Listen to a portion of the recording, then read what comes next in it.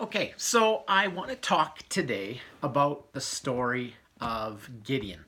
And every time I've read the story of Gideon, I've been really surprised and shocked and moved, actually, because I feel like God has spoken to me in so many ways through this story. And so this may take more than one episode here.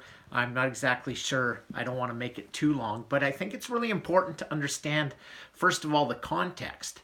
Gideon is in the Old Testament, it's in the book of Judges, and he is one of the first judges in the book.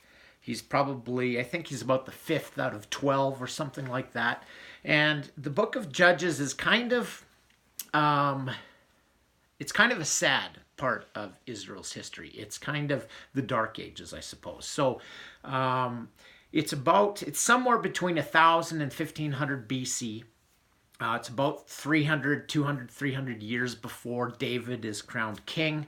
And the whole book spans about 325 years. So it's a long period of time.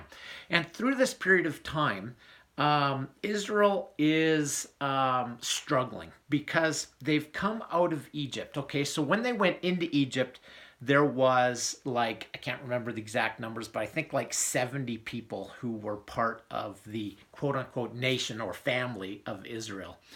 And they multiplied rapidly there over the period of about 400 years. And they came out of Egypt. When Moses led them out of Egypt, it was really dramatic. I mean, 600,000 men. They counted the men at the time because that was the army, that was kind of the fighting force, the troops, right? And so 600,000 people came out. I mean, not people, men. So if you double that just for the women, right, you got 1.2 million. If you double that again, a couple kids per each family, then you've got 2.4 million.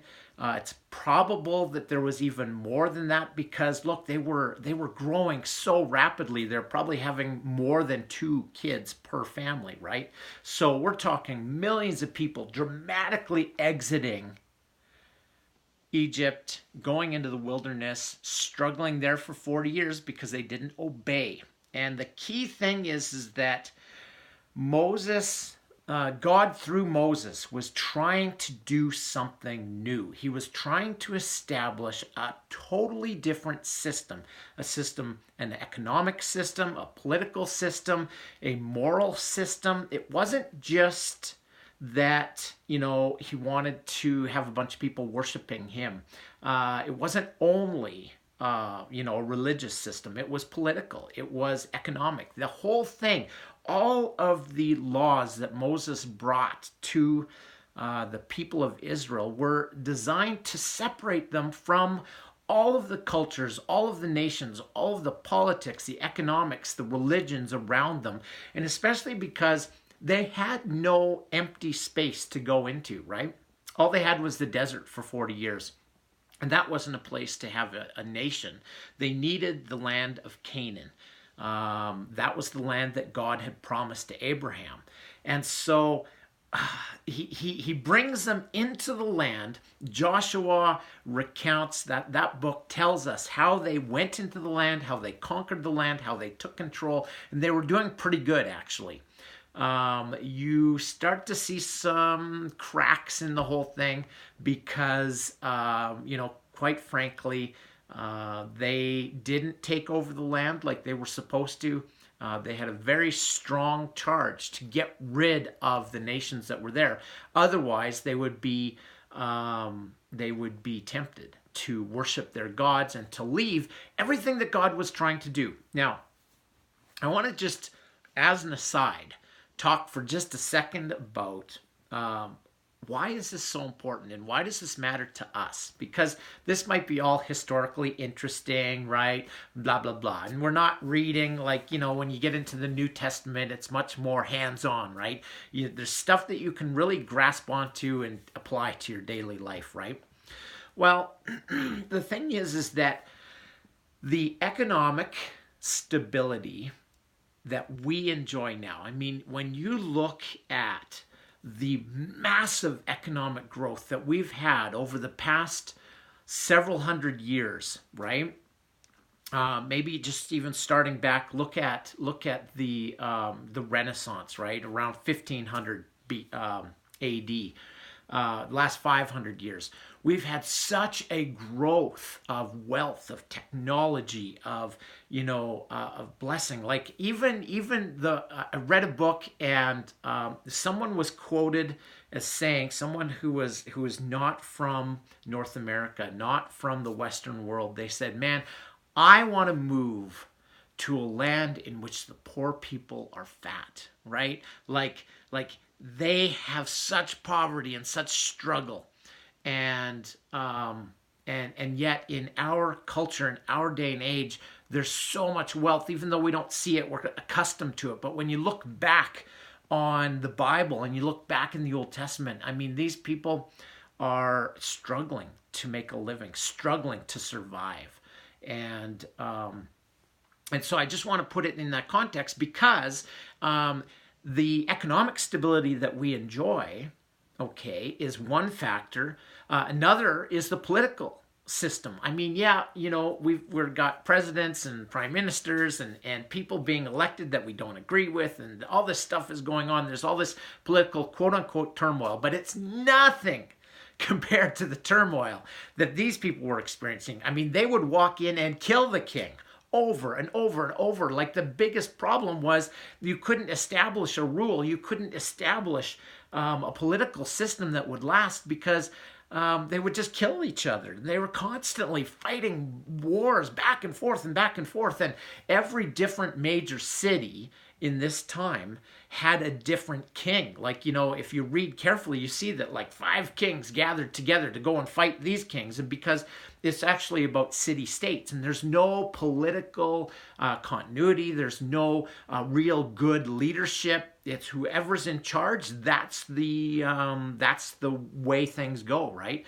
And so you have to be really aware that our political system is so powerful, because first of all, it's we get to elect our leaders. That's just an amazing thing. They didn't get any of that. But then also the continuity that it provides, the continuity from leader to leader to leader, is so valuable. It enables the economic growth that we're talking about before. And then the third part is the religious systems. And again, same thing. Like, God's trying to break into these cultures and trying to set up something much bigger, much more lasting. And really, like back in the day, again, back in the Old Testament, when things weren't going well, you would go and you would sacrifice your children to the gods to get the gods on your side. You would go and worship whatever. There was multiple gods for different regions, right? Different regions had different gods. And so even Israel, it took them so long to understand this and get it into their heads that there was only one God, that all these other gods didn't really exist. There's only one God. And so, you always had to be, you're always at the whim of these different gods and at the whim of the different priests or the different religious orders. And the religious stability that we enjoy today is because of what God is trying to establish at this point in history. Okay, so keep those 3 things in mind: the economic, the political, and the religious systems.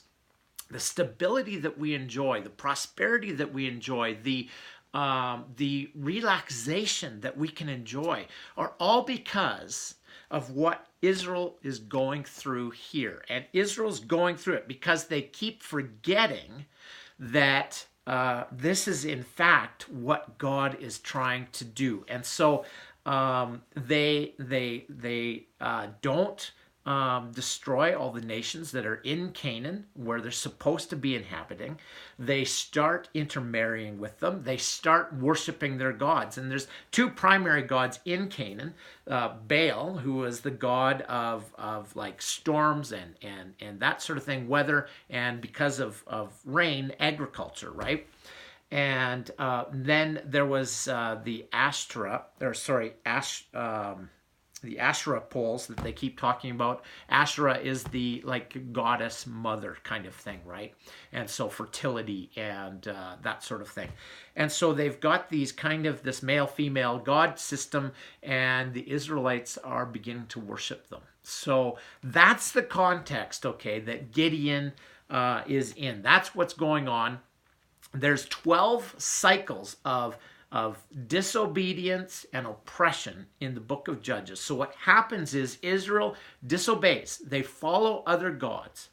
And then God raises up a leader, or they call them judges. Okay, that's the word in that gets translated as judges. It's really more of a leadership role. God raises up a leader, and then the leader is filled with the Holy Spirit, and he goes out, or she, there's both men and women, goes out and defeats the people that are oppressing them. So in this case, in Gideon's day, it was the Midianites. And the Midianites have come in, and they're making a mess of things. Like they're just, it says in Judges chapter 6, again, the Israelites did evil in the eyes of the Lord, and for 7 years he gave them into the hands of the Midianites. And it's so bad that the people of Israel have to they have to go into, they can't even live in the lands that they were living in. They have to go into caves and strongholds and shelters in the mountains and that sort of thing. That's the only way they can survive. And the Midianites come through, they just kind of ravage the land, and it says that they ruined the crops on the way, and they didn't spare a living thing, neither sheep nor cattle nor donkeys.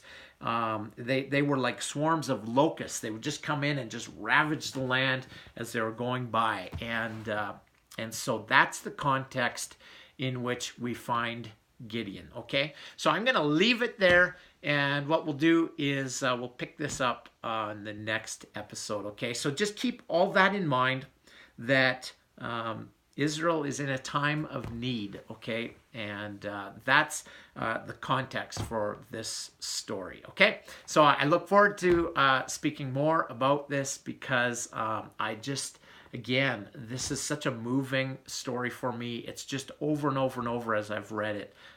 Certain things just stand out, and I want to share them, okay? So thanks a lot.